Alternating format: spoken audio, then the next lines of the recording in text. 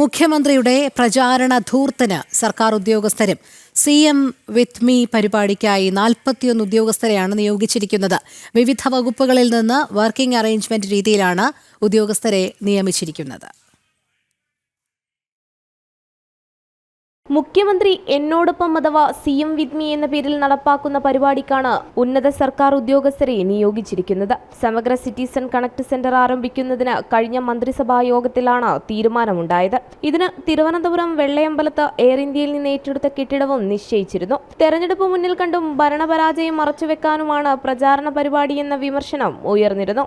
കോടികൾ ചെലവഴിച്ചുള്ള സർക്കാരിന്റെ പ്രചാരണ പരിപാടിയുടെ ഭാഗമായാണ് ഇപ്പോൾ സർക്കാർ ഉദ്യോഗസ്ഥരെയും നിയോഗിച്ചിരിക്കുന്നത്. KAS ഉദ്യോഗസ്ഥർ ഉൾപ്പെടെയുള്ളവരാണ് വിവിധ ചുമതലകൾ നൽകി ക്രമീകരിച്ചിരിക്കുന്നത്. വർക്കിംഗ് എന്ന വിശദീകരണം നൽകിയാണ് ഉദ്യോഗസ്ഥരുടെ നിയമനം. സർക്കാരും പൊതുജനങ്ങളും തമ്മിലുള്ള ആശയവിനിമയം പരിപോഷിപ്പിക്കലാണ് പരിപാടിയുടെ ലക്ഷ്യമെന്നാണ് വിശദീകരണം. സർക്കാർ പദ്ധതികൾ ജനങ്ങളിലേക്ക് എത്തിക്കുക, വിവിധ ക്ഷേമ പദ്ധതികൾ, ദുരിതാശ്വാസ നിധി എന്നിവയുടെ ഏകോപനവും സർക്കാർ വാഗ്ദാനം ചെയ്യുകയാണ്. എന്നാൽ ക്ഷേമനിധി വിതരണത്തിലും ദുരിതാശ്വാസ നിധി വകമാറ്റത്തിലും അടക്കം വിമർശനം ശക്തമായ സാഹചര്യത്തിൽ മുഖ്യമന്ത്രിയുടെ പ്രതിച്ഛായ നിർമ്മാണമാണ് ലക്ഷ്യമെന്നും ആരോപണമുണ്ട്.